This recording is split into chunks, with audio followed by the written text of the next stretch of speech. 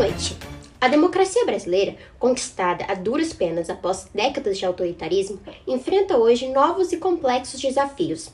De ataques às instituições e a disseminação de desinformações nas redes sociais até a tentativa de deslegitimar o processo eleitoral, os sinais de alerta têm se multiplicado.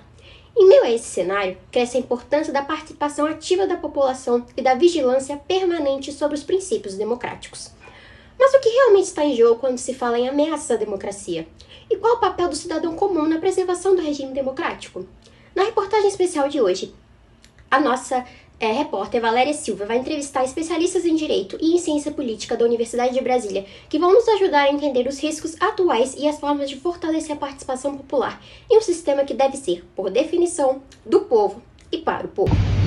Num cenário político marcado por polarizações, desinformação e crescente desconfiança nas instituições, a pergunta que ecoa é: o povo ainda exerce, de fato, o papel central nas democracias modernas? Embora a Constituição brasileira afirme que todo o poder emana do povo, na prática, a participação cidadã parece enfraquecida por abstenções eleitorais, alienação política e baixa representatividade. Para entender os fundamentos teóricos que legitimam o papel do povo no Estado democrático e os desafios contemporâneos para sua efetivação, o programa Política e Sociedade entrevistou a cientista política doutora Lohane Almeida e a doutora em Direito Maria Paula Vilela.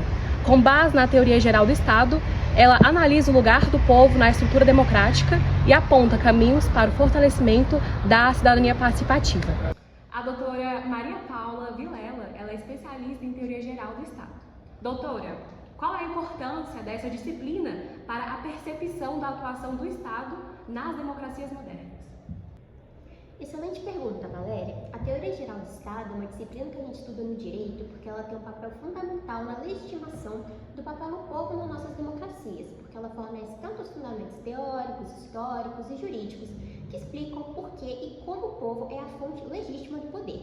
Essa disciplina é responsável por estudar a origem, a estrutura e os fins da legitimidade do Estado. Nesse sentido, ela oferece tanto a base conceitual para nós compreendermos o papel central do povo nas democracias modernas. Do ponto de vista histórico, a teoria geral do Estado ela mostra como a ideia de soberania popular foi construída ao longo da história, principalmente a partir dos pensadores contratualistas, como Rousseau, Hobbes e Locke.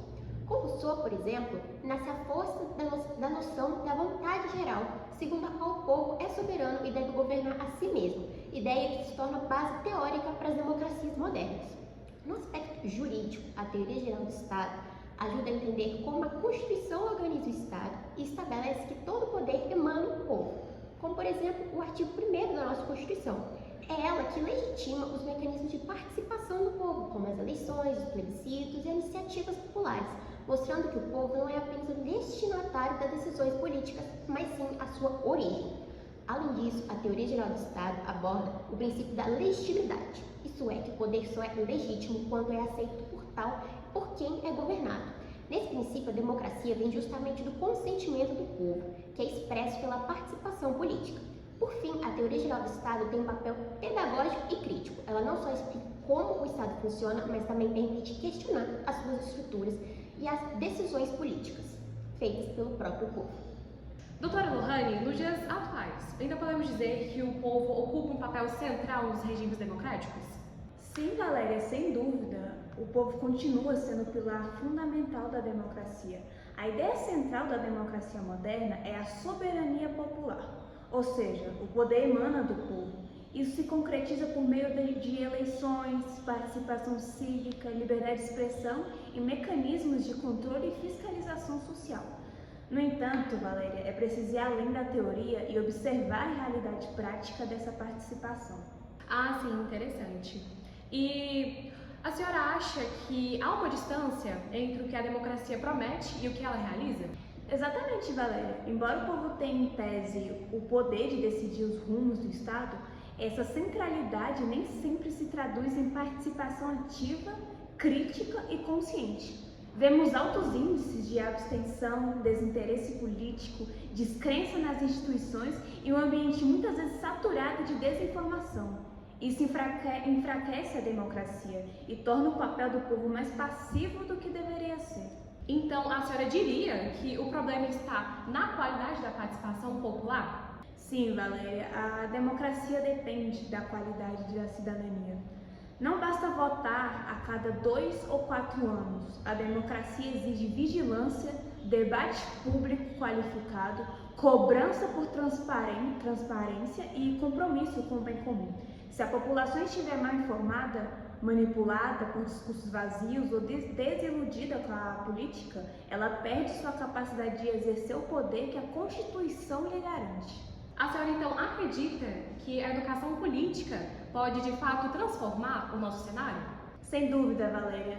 Uma população politicamente educada compreende seus direitos, mas também seus deveres, entende a complexidade do sistema democrático, identifica falsas promessas e sabe distinguir líderes legítimos de oportunistas. A democracia só se sustenta com a cidadania ativa, e isso se constrói com formação, acesso à informação e cultura de participação. E por fim, doutora, no resumo, o povo ainda é o centro da democracia? Mas com uma condição, que ele saiba que quer ocupar esse lugar. A centralidade do povo não é automática, ela precisa ser conquistada todos os dias, com consciência, responsabilidade e ação. Professor, até que ponto o senhor acredita que a população brasileira exerce, de fato, um papel ativo na democracia contemporânea? E quais fatores estruturais ou culturais o senhor considera mais determinantes para o enfraquecimento dessa participação popular nos dias atuais? A nossa Constituição, ela estabelece várias formas de participação popular para além das eleições, que é a forma convencional hoje das democracias liberais. Existem participações em conselhos, existe a participação da sociedade civil em aspectos ligados à educação, ligados à saúde, ligados à cultura, ligados ao meio ambiente, ligados ao mundo do trabalho. Mas eu concordo com a premissa da pergunta de que tem havido um enfraquecimento dessa participação, porque eu acredito que falta ainda uma cultura mais forte de participação da sociedade civil. Uma coisa que aconteceu na Constituinte, por exemplo, em 87 e 88, que houve essa participação, que já vinha de um passado de ativação da sociedade civil, é uma esfera pública que se tornou, protagonista.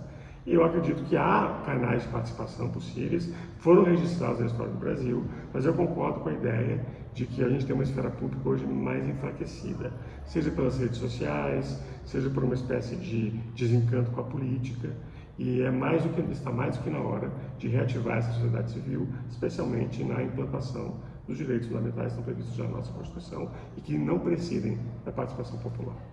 Encerramos nossa conversa de hoje refletindo sobre um ponto fundamental da teoria geral do Estado, o princípio da soberania popular. Segundo essa teoria, o povo é a fonte da legítima de todo o poder político. É ele quem, por meio da participação direta ou indireta, sustenta a estrutura do Estado democrático. No entanto, como vimos ao longo do programa, a realidade atual revela um quadro preocupante. A participação política do povo tem se enfraquecido muitas vezes, reduzida ao ato do voto periódico, enquanto o interesse contínuo pelas decisões políticas, a fiscalização dos representantes e o envolvimento em debates públicos tem diminuído. Isso se agrava com a desinformação, o desencanto com as instituições e a sensação de que a política está distante da vida concreta da população. Diante disso, é urgente reafirmar a necessidade de uma mudança cultural e institucional. É preciso resgatar o sentido da política como espaço de construção coletiva, fomentar a educação cívica e criar canais efetivos para a escuta e a atuação popular. A democracia se sustenta na participação ativa e, sem ela, corre o risco de se tornar apenas uma formalidade esvaziada de sentido. A cidadania não termina no voto, ela começa nele e continua todos os dias. É isso, muito obrigada, tchau, tchau.